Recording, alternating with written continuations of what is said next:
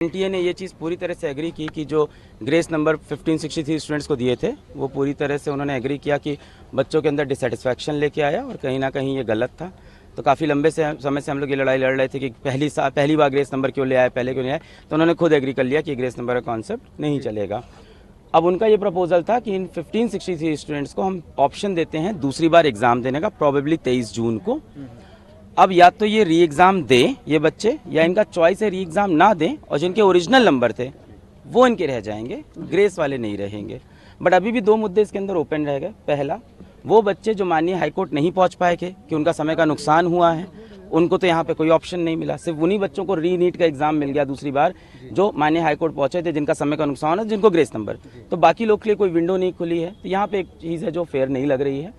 दूसरी चीज़ ये लगती है कि जब एनटीए खुद एग्री कर रहा है आ जाके कि हमने 1563 स्टूडेंट्स को जो ग्रेस दिया वो पूरी तरह से सही नहीं था, गलत था, तो और कितनी डिस्पेरेंसीज हो सकती है उसके अंदर, इसके ऊपर भी देखना चाहिए। क्योंकि उन्होंने ये चीज़ बिना किसी की परमिशन के अपने आप ग्रेस नंबर का कॉन्सेप्ट लेवल ला दिया। क्या पास में भी ऐसी चीज़ उन्होंने कभी की है जो कभी कोर्ट तक नहीं पहुंची है? और कितना उनके डेटाबेस के अंदर ऑडिट की भी बहुत ज़्यादा रिक्वायरमेंट, क्योंकि वो खुद एग्री कर रहे हैं कि ये चीज़ गलत हुई और फॉर लास्ट 7 डेज वो बिल्कुल नहीं एग्री कर रहे थे। बट आज उन्होंने ये चीज़ मान ली। क्या काउंसलिंग इस पे मेरिट पर भी इसका असर पड़ेगा, जिस तरह से 1563 हाँ, बिल्कुल पड़ेगा, रैंकिंग पे पड़ेगा।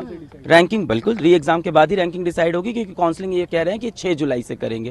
तो ये कह रहे हैं कि जब 23 जून वाला पेपर हो जाएगा जल्द से जल्द उसके रिजल्ट निकाल देंगे और उसके बाद फिर से सबकी रैंक शफल होगी, बनेगा। पर हमारा मुद्दा अभी भी ये कि बहुत से बच्चे अपने समय का नुकसान रिपोर्ट नहीं कर पाए। इसके साथ साथ जो पेपर लीक का केस था उसमें माननीय सुप्रीम कोर्ट ने ये कहा कि वो केस बिल्कुल खुला हुआ है, उसकी अगली सुनवाई होगी।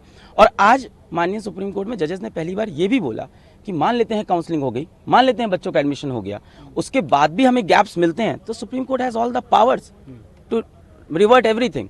तो उन्होंने कहा मान लेते काउंसलिंग होती है, बच्चों का एडमिशन हो गया, कल को हमें कोई मुद्दा मिलता है, भले ही पेपर लीक हो या कोई और डिस्पेरेंसी हो, तो हमारे पास सारी पावर इन चीजों को वापस सही करने की। को क्या आप लोग इस मामले को उठाएंगे सुप्रीम कोर्ट के समक्ष कि अभी भी विंडोज खुले हुए हैं? बिल्कुल रिव्यू करते हैं, देखते हैं ऑर्डर क्या आता है उसके बेसिस पे, क्योंकि जो मुद्दे खुले हुए हैं उन पे कैसे आगे अप्रोच करना है legally, will take a call on that. I really thanks Rohit ji, है ना, सबसे पहले Singhania law firms and then I thanks Jay Sai Deepak ji, बहुत अच्छा आर्गुमेंट दिया।